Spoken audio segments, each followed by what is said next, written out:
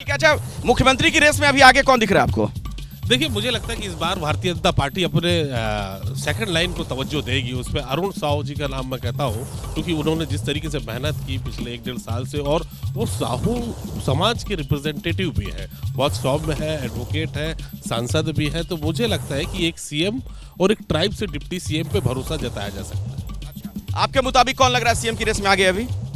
देखिए, मुझे लगता है कि रमन सिंह जी जो हैं, उनका अनुभव है, उनके काम किया है और उनके काम को जनता ने सराहा भी है। और सबसे बड़ी चीज़ ये है कि रमन सिंह जी के ऊपर में 15 साल मुख्यमंत्री रहने के बाद भी कोई बड़ा दाग नहीं लग पाया, या कांग्रेस ने जो लगाने का प्रयास किया उसको किसी तौर पे साबित नहीं कर पाई। और अरुण साहू जी की जो बात है, निश्चित रूप से ये परंपरा रही है, चाहे हम कांग्रेस की बात करें, चाहे हम भाजपा की बात करें। जो प्रदेश अध्यक्ष होता है पार्टी का, जिसके नेतृत्व में पार्टी चुनाव लड़ती है, उसको सीधे तौर पर ये फायदा मिलता है। और वो एक सबसे बड़ी चीज़ है कि ओबीसी वर्ग, जिसको बड़ा समर्थन छत्तीसगढ़ में भारतीय जनता पार्टी को मिला है, उससे भी वो बिलोंग करते हैं। और यदि आदिवासी नहीं, लेकिन वो चेहरे तो नहीं थे ना पार्टी के, चुनाव के दौरान थे, चेहरे के तौर पर उन्हें देखा नहीं गया। जी, निश्चित रूप से चुनाव के दौरान पार्टी ने किसी भी चेहरे को नहीं रखा, केवल नरेंद्र मोदी एकमात्र चेहरा था जिनके चेहरे पर चुनाव लड़ा गया, और उन्हीं के चेहरे पर लड़ा गया। तो सबसे बड़ी चीज है, एक नाम जो आ रहा है बार बार, ओपी चौधरी का नाम आ रहा है। ओपी चौधरी क्या इस रेस में आपको लग रहा है? अगर हैं तो कहाँ हैं? देखिए, अमित शाह जी आए थे, उन्होंने कहा भी, इशारा भी दिया था, और ओपी चौधरी कई बार बोल चुके हैं कि वो जो है सो नेता है और उनको ऊपर से संरक्षण प्राप्त है। तो डेफिनेटली, चूँकि आईएएस अधिकारी रह चुके हैं, युवा हैं, उनकी सोच है, और काफ़ी ऐसे उन्होंने काम किए हैं जिसके आधार पर हम ये कह सकते हैं कि उनको जनता के बीच में उनका एक अच्छा इमेज है। जनता के बीच में ये इमेज है, तो क्या मुख्यमंत्री की कुर्सी के तौर पर फायदा होगा ओपी चौधरी को? बिल्कुल, जैसा कि मल्लिक जी कह रहे थे, उनको बिल्कुल फ़ायदा होगा। युवा वर्ग उनसे काफ़ी ज़्यादा प्रभावित भी है, और युवा वर्ग के लिए उन्होंने बहुत काम किया। जब वो दंतेवाड़ा में कलेक्टर थे, उन्होंने आदिवासी अंचल के ऐसे युवाओं को, जिनको पढ़ाई से काफ़ी दूर रखा जाता है, आमतौर पर सुविधाएं वहाँ मिलती नहीं, उनको उन्होंने तमाम सुविधाएं दी, उनको पढ़ाया, आगे बढ़ाया। तो ये एक उदाहरण है। उसके अलावा उन्होंने प्रशासनिक रूप से भी बेहतर काम किया। दूसरी बात, नव प्रदेश जो छत्तीसगढ़ है, जो अब 23 साल का हो चुका है, उसने प्रथम मुख्यमंत्री के रूप में अजीत जोगी को देखा था, जो कि एक कुशल प्रशासनिक अधिकारी थे। उनके प्रशासन में तो सर उनका अनुभव है, ये बात तो नो डाउट। संगठन में कितना अनुभव है, क्या वो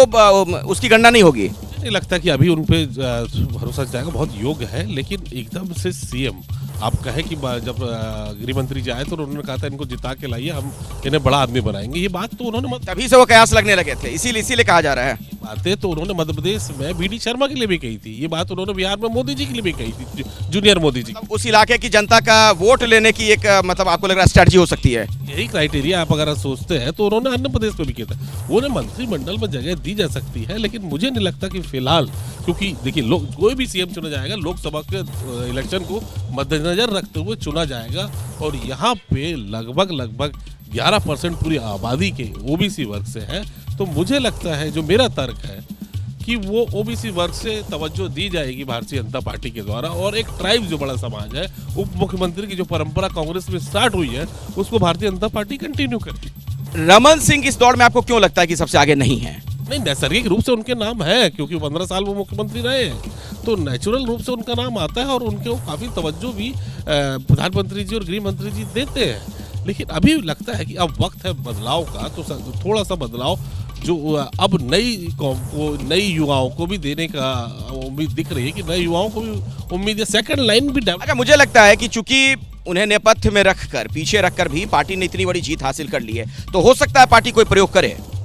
ये निश्चित रूप से पार्टी प्रयोग कर सकती है। और यदि हम देखें पुराने भाजपा के इतिहास को भी देखें, जहां पर अलग अलग जगह पर जहां पर केंद्रीय नेतृत्व ने चुनाव लड़ा है, देखिए छत्तीसगढ़ में भी जो चुनाव लड़ा गया है, वो पूरी तरीके से जब भाजपा का राष्ट्रीय नेतृत्व यहाँ पर आया, ओम माथुर, नितिन नवीन, मनसुख मंडाविया जैसे बड़े बड़े दिग्गजों को ला करके यहाँ पर बैठाया गया, और उसके बाद पार्टी यहाँ पर जीती है। तो निश्चित रूप से जो पार्टी का राष्ट्रीय नेतृत्व और विशेषकर अमित शाह जी की जो पसंद है, वो सबसे महत्वपूर्ण यहाँ पर होगी। और हो सकता है कि कोई, जैसा कि ओम माथुर जी ने अपने वक्तव्य में कहा भी था कि मुख्यमंत्री के रूप में एक चौंकाने वाला चेहरा सामने आएगा, तो हो सकता है कोई ऐसा चेहरा हो जो विधायक न हो, और उसको भी सामने भारतीय जनता पार्टी ला सकती है।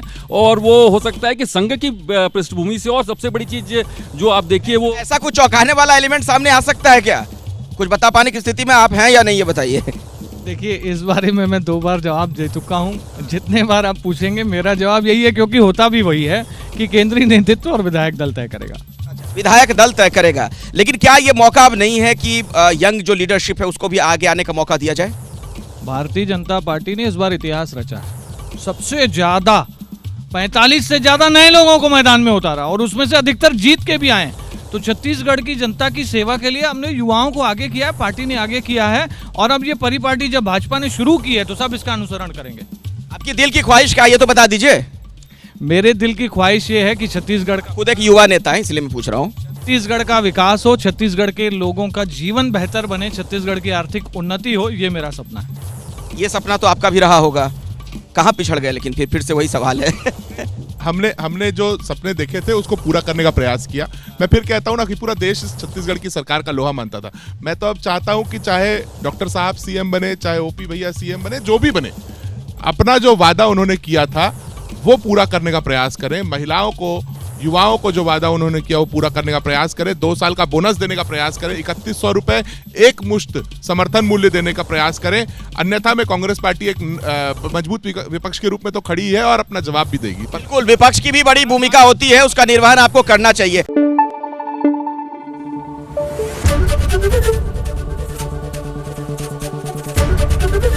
एबीपी न्यूज आपको रखे आगे।